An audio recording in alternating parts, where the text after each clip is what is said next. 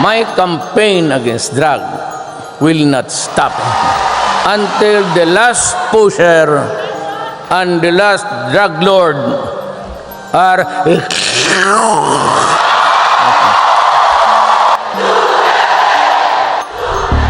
Sa gitna ng isang bansang nilamon ng anino ng ilegal na droga, isang leader ang tumindig.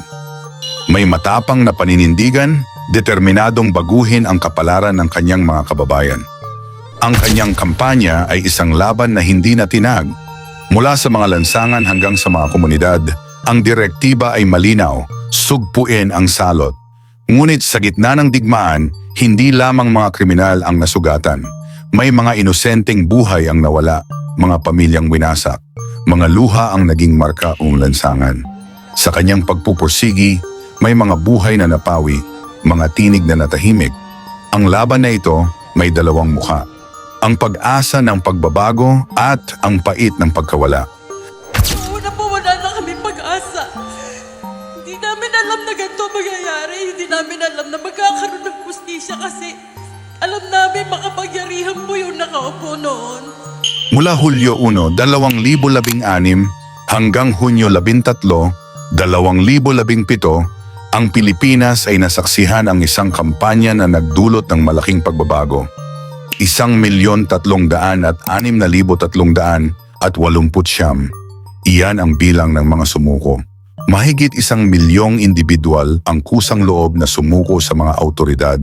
Isang patunay sa lawak ng problema ng ilegal na droga sa ating bansa. Isang malaking bilang na nagpapakita ng isang malalim na problema. Ngunit sa likod ng mga bilang na ito, mayroong mas madilim na katotohanan. 3,151. Iyan ang bilang ng mga buhay na nawala sa mga operasyon ng droga. Yan ang bilang ng mga pamilyang nagdadalamhati. Mahigit 3,000 na kwento ang hindi na maikukwento. Mas less ang crime when we focus on the campaign against illegal drugs. Para sa amin, malaki ang pagbabago. Minsan sa loob ng 1 buwan, 2 buwan, 3 buwan, wala nang hold up eh. Nabawasan yung krimen. Bilang isang mamamayang Pilipino, ano ang iyong opinyon? Ligtas ba talaga noong panahon ni Pangulong Duterte? O mas safe ngayong administrasyong Marcos? Ano ang iyong komento patungkol dito? I-comment mo sa ibaba para malaman namin. Ang laban kontra droga ay hindi isang simpleng pulisya. Ano-ano nga ba ang mga salik na nagtulak sa administrasyong Duterte na kumilos ng marahas sa pagsugpo sa ipinagbabawal na gamot? Una, ang matinding law and order agenda kung saan ang mabilis at matinding aksyon laban sa krimen ay itinuturing na pinakamahalaga. ano pati droga umaabot na sa bukid, pinapagbibilihan na nila yung mga anak ng farmers and they get the carabaos and the pig. We have one word for all of government dito sa Pilipinas. Stop. S-T-O-P. Just stop. Just obey the law.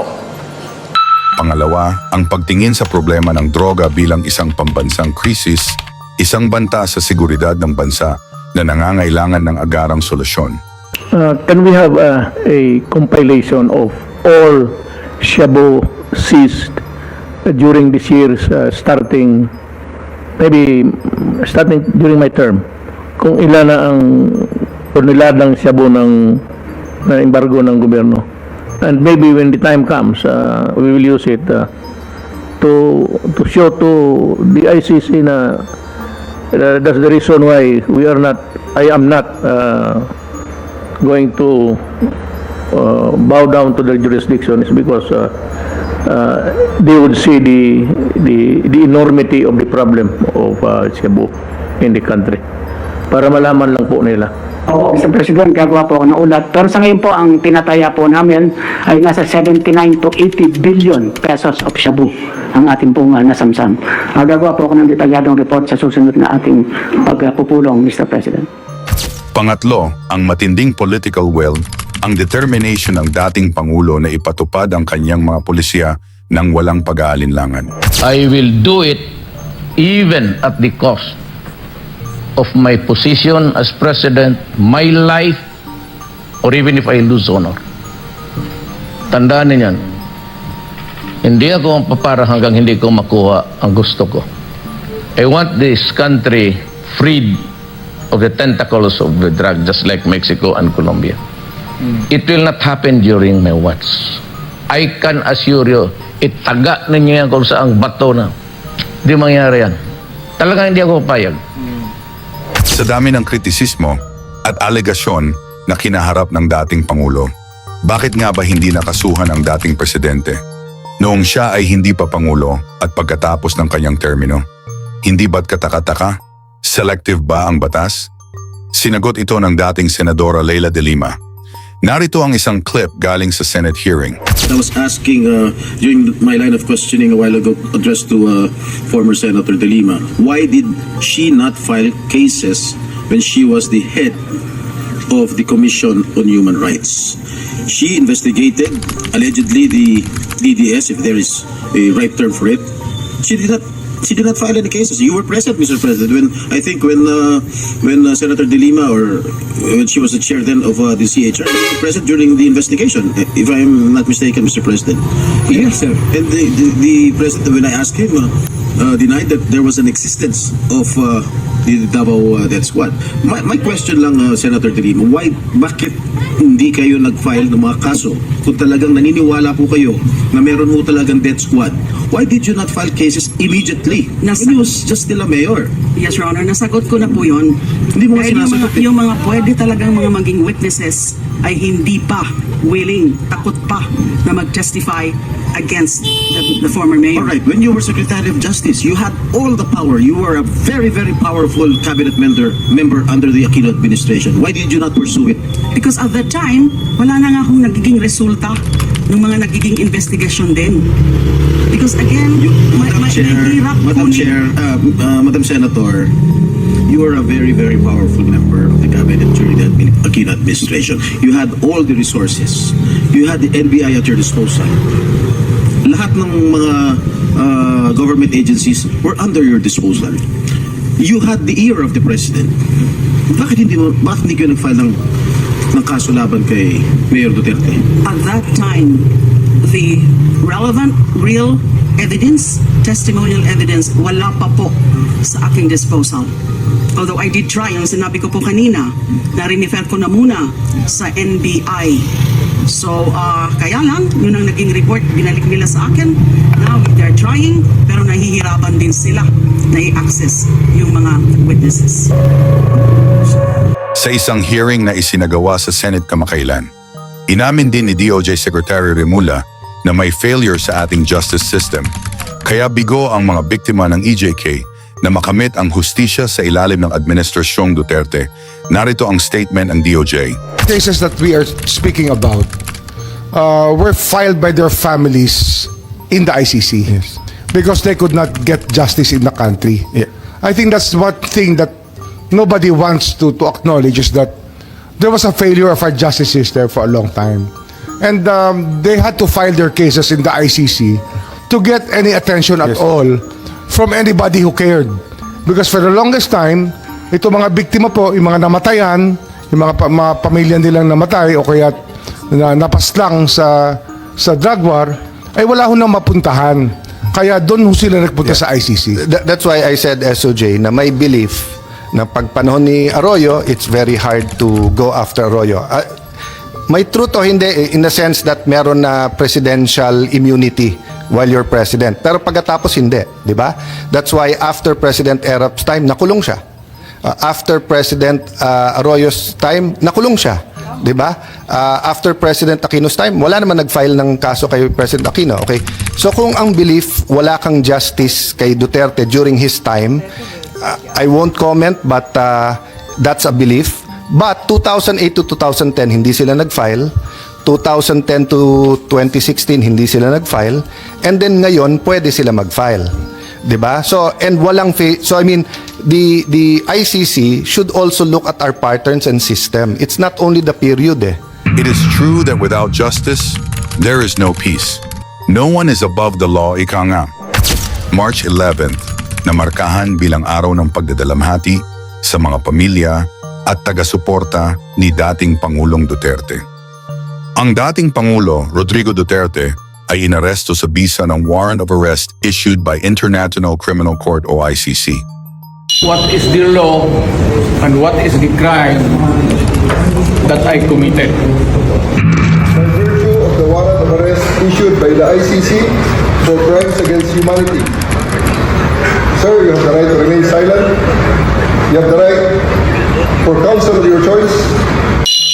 Pagbubuni naman para sa mga naging biktima dahil ito ay bagong pag-asa sa nalalapit nilang pagkamit ng pinakaaasam na hustisya. Sa mga ulat mula sa National Commission on Human Rights and Domestic Human Rights Group, tinatayang 27,000 ang bilang ng mga individual na nasawi sa mga operasyon laban sa ilegal na droga. Ayon naman kay DILG Secretary Remulla, 30,000 individual ang naging biktima na dapat bigyan ng hustisya. 30,000 victims were killed without any due process. Now, if we argue technicalities, I welcome them. Bring him to the court. But were the 30,000 allowed to go to court? Were the 30,000 read their rights? When they were executed, were they allowed to plead their case?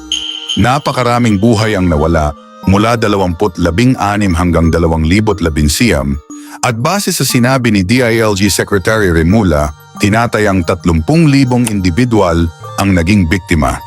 Ang tila nakapagtataka nung binasa sa ICC ang kaso ni dating Pangulong Duterte, 43 lamang ang bilang. Ang naging paratang ay indirect co-perpetuator na sa Tagalog ay hindi direktang gumawa pero siya ay nakatulong para maisagawa ang krimen o kaya naman ay siya ang may control sa mga taong gumawa ng krimen. Sa tanong na, bakit 43 lamang ang naikaso sa dating Pangulo? Tanging ICC lamang ang makasasagot. Sa kabila ng lahat ng yan, naging matagumpay ang pag-aresto dahil sa mahusay na pagpaplano ng Administrasyong Marcos. Sa tulong ni Secretary Eduardo Año, John Vic Remulla at Gibo Teodoro, sinabi niya ito sa isang interview. Okay. And was that the plan from the very Yes, from the beginning? very What was, and who was really on top of this? Kayo ho ba? Because during the press conference of the President, it was you and the President. Yes. So, ikaw ho ba nagplano ng lahat ng ito? Hindi naman. It was a group effort. Secretary Teodoro was there. Secretary Anyo was there too. And the President and I.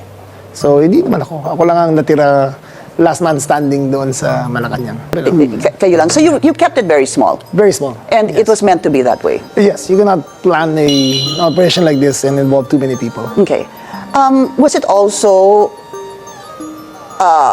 siguro, parte ho ba talaga ng plano na not to give the media any information? Because nobody really was talking to the media during that day. Yes, that was deliberate on our part. When you plan something like this, you cannot have any loose ends. So, Naging trending naman sa social media ang pagkambyo ng statements ng kalihim. Sa pagdinig kasi na ginawa sa Senado, binawi niya ang sinabi niya sa interview. Nagsalita po ang ating mahal na Secretary John Vic na ang nagplano po rito, o yung pagkaintindi namin, ang nagplano ay kayo. I would like Secretary to answer that. Anyo, Secretary Gibo Teodoro, at ang pinangalan, ang Chief PNP, General Marbil. Parang apat yung pinangalanan sa isang interview ng ating Secretary ng DILG. Can I answer that, ma'am? Yes, please, you're recognized. The question was, who planned this? I did not state in any way who planned it. The meeting was of executive privilege. It is a conversation between the President and the ones I mentioned. There was... So what exactly did you say? Ano sinabi po ninyo? They asked me- Pagkaintindi namin, itong apat na pinangalanan, ang siyang nagplano. Kasi Ma'am, we're already invoking namin. executive privilege in this matter. Yes. We're invoking executive privilege in this Yes, matter. that's fine, but it's in the interview. And it's Yes, ma'am. public. It goes as far as the interview, ma'am. Yes, ma'am. Yes, That's it. I'd like to understand. I think your brother was trying I to did not explain state in any what he way. said in the interview, and I'm happy They to asked hear me it. if I planned it. I said it was not me. There were other people in the room, but we did not discuss any plans of any arrest. Saan ang galing yung mga pangalan na ito? Ma'am, that again is executive privilege. Ma'am, let me Pero explain, ma'am. Let me nandun explain sa first, ma'am. interview po eh. Yes, Ang ma'am. liwanag Let eh. me explain first, ma'am. We were discussing rumors of an impending arrival based Parang on... hindi yung ganun ang dating sa amin eh. Ang That is pagkaintindi the namin, whole apat na truth, plano. ma'am. That is we were discussing rumors. maliwanag naman ang sabi ninyo, hindi ako mag-isa kahit ako ang kasama ng presidente nung nagsalita Yes, ma'am. sa press con, hindi ako mag-isa ang nagplano. Isang grupo kami. Tapos pinangalanan mo. No, ma'am. Eh sinabi ninyo eh. I state, ma'am, again, executive privilege. But, ma'am, Walang executive privilege kasi binunyag na ninyo I sa must TV. state it very clear, as I stated very clear, that there was no mastermind. We were discussing mainly about what the president's statements were in Hong Kong, and it was based all on that statement, ma'am. Sinabi ninyo na hindi kayo mag-isa na nagplano, kundi isang There was no grupo. planning, ma'am. Pero yun ang sabi eh. I said, hindi ako nagplano. Marami May kaming- isang grupo na ang nagplano. We were all talking about a rumor, ma'am, and that was all. Rumor lang yon? Yes, ma'am. Group effort ang sabi mo eh. Ang tanong niya kung ikaw ang nagplano, tapos sabi mo, There was no hindi, planning, group ma'am. effort. There was no planning, ma'am. Maging ang ating Pangulong Marcos ay nakitaan ng pabago-bagong desisyon. Basta tapos na lahat ng ating pag-uusap sa ICC at kagaya ng sinasabi namin mula sa simula, we will not cooperate with them in any way, shape, or form. Hindi na tayo makikipag-usap sa kanila. Hindi natin sila kailangan sa ating bansa. Hindi natin sila gustong pumunta rito. At wag silang pupunta rito. Sapagkat ang gagawin nila ay usurpation of authority ng Philippine government. Magkakaproblema tayong lahat. Pag ginawa nila yan, they'll be violating our law. Once again, we have to recognize that, of course, it's natural for people to put lalagyan ng politika, kulay ng politika. Pero sinundan lang natin yung ICC, yung Interpol. Wala tayong, hindi natin kinakausap yung ICC. Marami silang hinihingi sa atin ng mga dokumento, wala kaming binigay. Tanong tuloy ng nakararami. Para pa ba ito sa hustisya? Ano ang iyong opinyon tungkol dito? Ay comment mo sa ibaba para malaman namin. Sa gitna ng maiinit na diskusyon, naririnig natin ang mga panawagan para sa kapayapaan at pagkakaisa. Isang paalala na ang politika ay hindi dapat maging sanhi ng ating pagkakawatak-watak na siyang nagdudulot ng kaguluhan. Pakinggan natin ang mahalagang pahayag ni Caedwell Sabala, spokesperson ng INC. Hindi po sumasang-ayon ang Iglesia sa anumang hakbangin na hindi naaayon sa mga batas ng ating bansa. Sapagkat ang batas po ang salalayang nagpapanatili ng kaayusan sa ating bansa. Kapag ang batas ay binaliwala, ay nagbubunga ito ng kaguluhan, hidwaan at kawalang hustisya. Alam niyo po iyan. Sino mang Pilipino o mamamayan ng ating bansa na may ginawang paglabag sa ating mga batas, dito dapat litisin sa ating bansa. Bakit po? Sapagkat gumagana naman ang sistema ng ating hustisya. Hindi po natin sinasabing wag litisin ang dating Pangulo sa mga iniaakusa laban sa kanya. Ang saganang amin po, nagtitiwala ang Iglesia ni Cristo sa integridad at kakayahan ng hudikatura para pagpasyahan ng ganitong bagay at usapin. Ang mga hukom natin ay may kakayahan po na gampanan ang kanilang tungkulin, na ipataw ang tamang hustisya at pairali ng katarungan sa lahat ng sandali. Kaya, hindi natin dapat isuko ang soberenya ng ating bansa sa iba. Nang mag-rally po ang Iglesia noong January 13, 2025, ang ipinanawagan po namin sa mga namiminuno sa ating bansa, at malamang ay naaalala niyo po ito, kapayapaan, pagkakaisa, at unahing asikasuhin ang problema ng ating bansa at mamamayan nito kaysa yung mga hakbanging magbubunga lamang ng awayan at hidwaan. Dahil alam naman ng marami po na ang mga ito pawang pamumulitika lamang. Ang nakakalungkot po ay yung panawagang yun ng Iglesia ni Cristo tila hindi pinakinggan ng mga kinaukulan. Kaya nga po, Kuya Jen, nangyari yung mga nangyayari ngayon. Hindi naman po natin may tatatuwa ng sino man. Matindi ang pagkakabahabahagi ngayon ng mga nasa gobyerno hanggang sa ating mga mamamayan. Hindi lamang tayo mga Pilipino ang nakakaalam na hindi tayo nagkakaisa. Ang nakakalungkot, maging ang mga taga-ibang bansang nagmamasid sa kaganapan po rito ngayon sa Pilipinas, alam na alam nila. Posible nga ba na nahulaan ng INC ang mga mangyayari? Ano ang patunay na nagkakabahabahagi na ang gobyerno, pamilya at mga mamamayang Pilipino? Silipin natin, umpisahan natin sa gobyerno. Ang Solgen na abogado ng gobyerno tumangging depensahan ang isinampang petisyon ng mga magkakapatid na Duterte sa paninindigan walang jurisdiction ang ICC sa Pilipinas. Patunay lamang ito na maging sa gobyerno ay may pagkabahabahagi. Isang halimbawa din ang kapatid ng ating presidente na humiwalay sa alyansa ng ating Pangulong Marcos. Papaliwanag ko lang pumasok ako sa hearing. na walang balak na siraan yung administrasyon. Wala akong balak. Nagtatanong talaga ako. Honestly, I was investigating as senators are obliged to do the intricacies of international law and our relationship to ICC, to Interpol, and so on. Wala talaga akong balak na sirain yung administrasyon ng kapatid ko. Talagang tinitiis ko sa mahabang panahon. Ngayon, yung tungkol sa rally na hindi na ako binanggit, okay lang. Tiisan tayo, wala tayong magawa. Total, sinabi ko naman mulat sa poll, baka mauwi ito sa away-away ng dalawang panig. Ayoko maipit. Sinabi ko na yun nung umpisa pa. Kaya sabi ko, independent talaga ako. Pupunta ako sa rally kung saan barkada ko yung lokal, yung host. Sabi ko, yung unang rally sa Ilocos, nagwawala na yung anak kong gobernador. Sumipot ka naman, lakad natin to. Yun, di sumipot ako. At yun nga. Pero yung ibang rally talagang hindi ko na pinupuntahan. Pumunta naman ako. At pinagpilitan. Matagal na rin yung taste ko sa totoo lang. Nahihirapan ako, hindi ko nakakausap ang aking kapatid, kundi sa publiko. At maraming humaharang. Eto nga, at napilitan ako magsalita, tumayo ako doon tungkol sa budget, na walang kakwenta-kwenta, tumayo rin ako doon sa impeachment. Tapos yung last year, sabi ko lang, di ako mahilig sa iba't ibang mga investigasyon Tapos yung AKAP, wala, napilitan ako magsalita. Nag-imbestiga rin ako doon sa, kung maalala niyo yung People's Initiative, yung mga peking signature, yung mga peking pinapirma na sinuhulan pala. Ayun, napilitan ako kasi wala nang tumatayo. At para sa akin, ilang dagok na sa ating demokrasya mga pangyayari. Hindi na natin pwedeng palampasin. Wala na tayong republika kapag hinayaan ng hinayaan.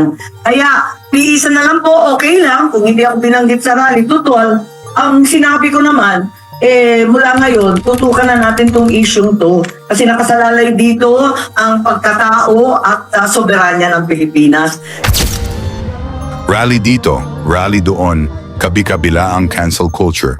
Yan ang Pilipinas ngayon. Humaharap sa isang napakahalagang usapin na humahamon sa ating pagka-Pilipino. Isang tanong na nagdudulot ng malalim na pagkakabahagi. Ang International Criminal Court at ang posibilidad ng paglilitis kay dating Pangulong Rodrigo Duterte. Isang hamon din ba ito sa ating soberanya o isang kinakailangang hakbang para sa hustisya? Sa isang interview ni Marcoleta, ipinaliwanag niya na questionable raw ang pagkaaresto sa dating Pangulo.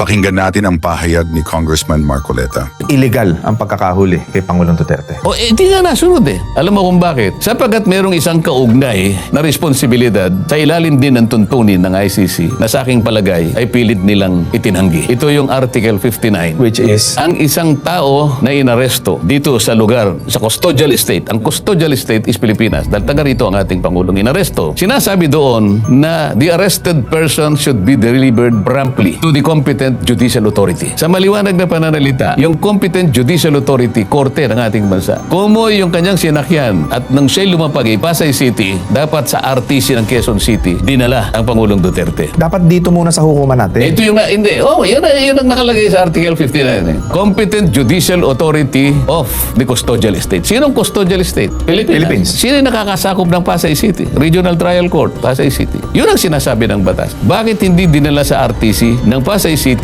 para sa ganon ay madetermina natin ang tatlong bagay na may kinalaman sa kanyang karapatan. Una, kinakailangan nating masuri, kaya kailangan ng korte. Ang korte lang ang pwedeng magsuri kung yung warrant of arrest ay aplikable sa kanya. Pangalawa, kung yung pagsaserve ng warrant ay nasunod ang proseso. Pangatlo, kung ang kanyang mga karapatan ay na-observe. Ngayon, kung hindi dumaan sa RTC ng Pasay City sapagkat diniretso sa Villamor Air Base, korte ba ang Villamor Air Base? Hindi. Ano yun? Military base. Talagang abduction, kidnapping, interrelated. Hindi mo ba itatanong? Sino ang nagdala sa kanya? Sino ang sumama sa kanya para dalhin siya sa Netherlands? PCTC? Hindi. Sino? Sino ba nagdala sa kanya? May nakita ko litrato nakasama doon. Bukod kay Atty. Medjaldea, yung dati nating executive secretary, ang nakita kong sumama sa kanya para sigurong yun ang inakala nila na PCTC. Hindi. Yung nagpunta sa kanya na sumama sa eroplano hanggang sa maihatid sa Netherlands ay yung ambassador ng OSCE. Ano yung OSCE? Ang OSCE is the Office of the Special Envoy for Transnational international crime. Hindi siya Interpol. Bakit siya yung sumama? Bakit hindi si General Alcantara? Pero may kaugnay na argumento eh. Ang sabi ng mga iba, hindi raw kinakailangan gamitin yung Article 59 sapagkat ang ating bansa ay nag-withdraw na raw sa Rome Statute. Tama naman, di ba? Okay. E di ganito yung tanong ko sa kanya. Kung tayo nag-withdraw na, ba't nag-issue pa kayo ng warrant of arrest? The pendulum swindles both ways. Napakasimple. Hindi totoo yung argumento na yun. And ito, Kong, pumunta naman po tayo dun sa specific na ikinaso. Ang ikinaso po kay President Duterte ay Indirect co-perpetrator of crime against humanity of murder. yun na eksaktong ikinaso sa kanya. At binasahan siya ng demanda na kung tawagin natin sa termino natin, arraignment sa ating local jurisdiction. Anong itatanong mo tungkol sa pagkakabasa ng kanyang charge? Ano po ba yung extent ng charge nung siya'y basahan? Ano po ba yung pagkakasala daw? Yung arraignment kasi, babasahan ka ng formal. RDR, binabasahan kita ngayon. Ito ang mga charges sa iyo ng mga mamamayang Pilipina. Yan, arraignment. Arraignment. Binasahan siya. Nakakapagtaka, nung hindi pa napunta nga sa dihig ang Pangulo, ang kanyang mga detractor sa ating bansa, palagi nilang sinasabi halos araw-araw, ang napatay sa kanyang war against drugs, 30,000 individuals. Alam mo kung ano binasa sa kanya ron? Ano? 43 tao daw ang napatay. Yung 19 ay pinatay ng mga DDS nung siya'y mayor pa. Yung iba ay panahon ng kanyang pagiging Pangulo. Yun ay pagitan ng Nobyembre 2011 hanggang September 2019 or a span of 8 years. 8 years. Sa mga tweet, kung 43 ang alleged na biktima ng droga in a span of 8 years, ibig sabihin 5 namatay sa loob ng 1 taon. Pero ang crime na siya'y binasahan is crime against humanity of murder. Nakalimutan nila, ang Mama Sapano, 44 ang namatay sa loob lamang ng 1 araw. Yung Maguindanao Massacre, natatandaan mo ba kung ilan ang namatay sa loob ng 1 araw? Ilan po? Mahigit 50, 53 at 52. Wala man lang isa na nakaisip na dapat merong nagsuplong sa ICC. 1 araw, 52. 1 araw, 44. Si Pangulong Duterte allegedly ay nakapatay sa kanyang kampanya laban sa droga, 43 in a span of 8 years. Yun ang binasa sa kanya. Sa iyong opinyon, Pilipinas ba o ICC ang dapat humusga kay FPRRD? E-comment mo sa ibaba para malaman namin. Ang usapin ng soberanya at hustisya kasama ang mga salik na nagtulak sa war on drugs ay hindi lamang isang legal na debate, kundi isang pagmumuni-muni sa ating mga pinahahalagahan bilang isang bansa. Sa ngayon, ang hinaharap lamang ang makapaghuhusga sa mga aksyon na ito at ang kasaysayan ang magiging huling hukom sa kung paano natin tatandaan ang mga pangyayaring ito. Ang kinabukasan ng ating bansa ay nasa ating mga kamay. Kailangan nating magkaroon ng iisang pag-iisip patungo sa mapayapang hinaharap. Sa ating pagtatapos, sulyapan muli natin ang isang pahayag ni FPRRD. Palagay na natin totoo yung sinabi. Papalagay na natin totoo yung sinabi ng human rights. Na sino nakinabang yan? Ako. Ako ang nakinabang. Pamilya ko. Nakinabang sila dyan sa mga patay na yan. Sino nakinabang? Kayo, ang anak ninyo, ang bayan natin, ang nakinabang. Sino nalagay sa alanganin? Ako, pamilya ko, yung buhay nila, gaganti ang mga yawa na yan. Hindi naman ako milyonaryo na may isa akong squad dyan sa likod ng bantay. Ako pa ang napoproblema ngayon. Ako ang nakinabang kayo mga Pilipino. Totoo lang.